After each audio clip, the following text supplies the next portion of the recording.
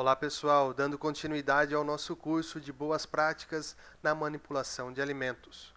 Lembrando da última aula, vimos o tema alimento seguro e perigos nos alimentos.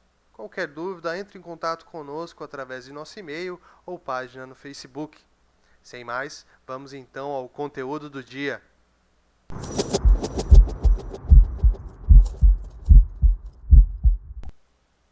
Na aula de hoje, veremos o tópico micro-organismos e condições para o seu crescimento. Os micro-organismos são os principais causadores de doenças nos alimentos. Entender como esses micro-organismos se relacionam com os alimentos é importante, é a chave para uma capacitação de sucesso, uma boa capacitação.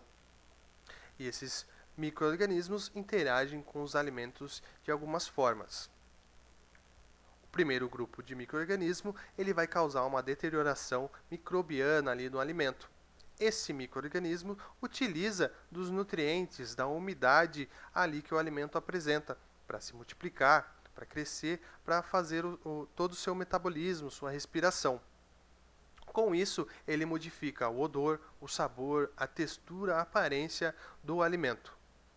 Mas pensar que todos os micro-organismos podem causar essa modificação no alimento é errado, pois algum outro grupo aqui de micro-organismos, chamado micro-organismos patogênicos, os patógenos, que causam doenças. Tá? Nem sempre ele vai alterar então a aparência do alimento, mas ele está presente e pode causar uma doença. Outro grupo, um grupo diferente que causa ali uma alteração benéfica. Os dois primeiros grupos tinham uma alteração maléfica ali no alimento. O próximo grupo, ele altera o alimento, transformando o alimento original em um outro, em um novo. Como, por exemplo, micro-organismos utilizados na fabricação de alimentos fermentados, como vinho, queijo, pães, entre outros.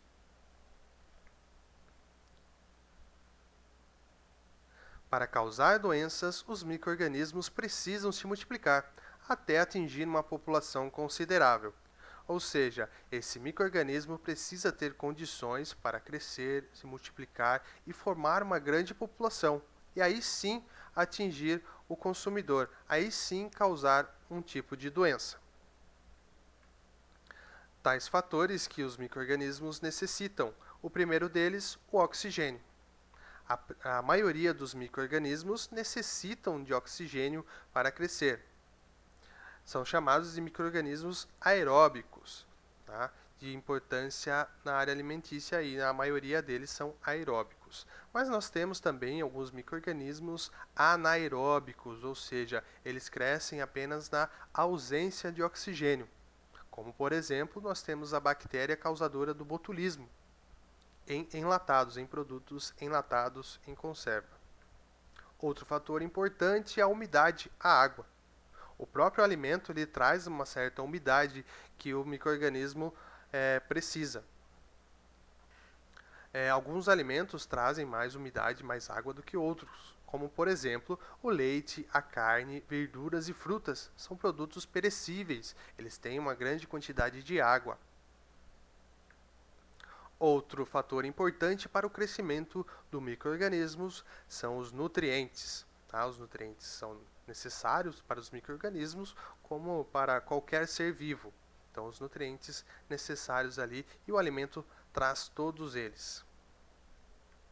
Por fim, último fator importante, a temperatura. Vocês podem observar aí no desenho uma faixa de temperatura que vai desde os 5 graus até 60 graus.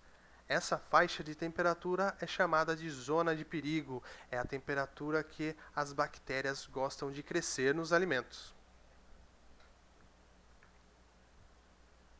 Vamos agora ao nosso quadro Perguntas e Respostas. Temos alguns tópicos, algumas dúvidas importantes aqui dos nossos alunos. Vamos analisar e responder algumas delas.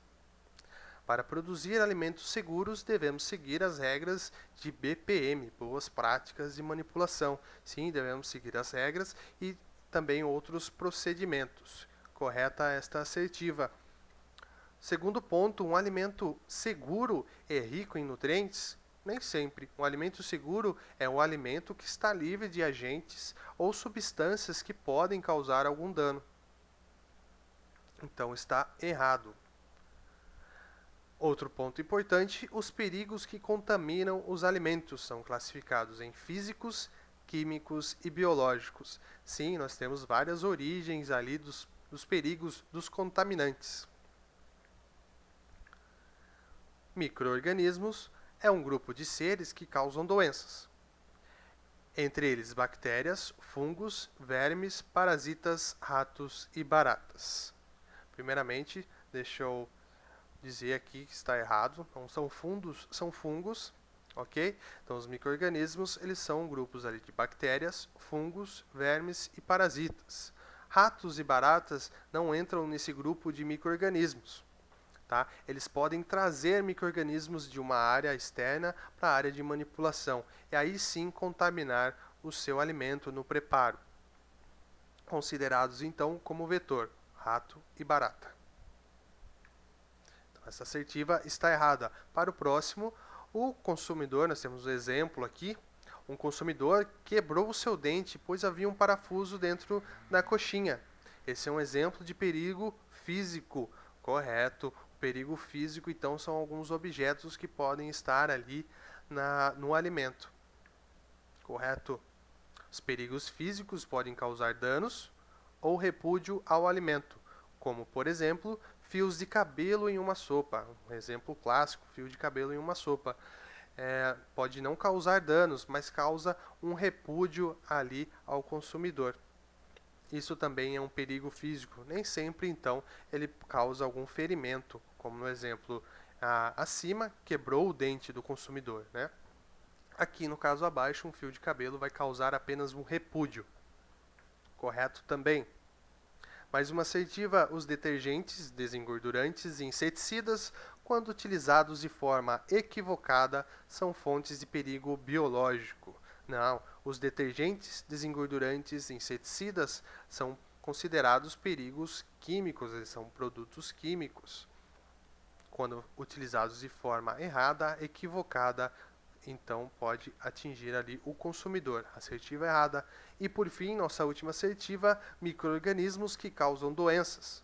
Podem se multiplicar sem alterar o alimento. Sim, nós vimos no slide anterior que micro-organismos podem crescer, não modificar o alimento, mas ele está ali e pode causar uma doença. Ok? Então a assertiva está certa, está correta.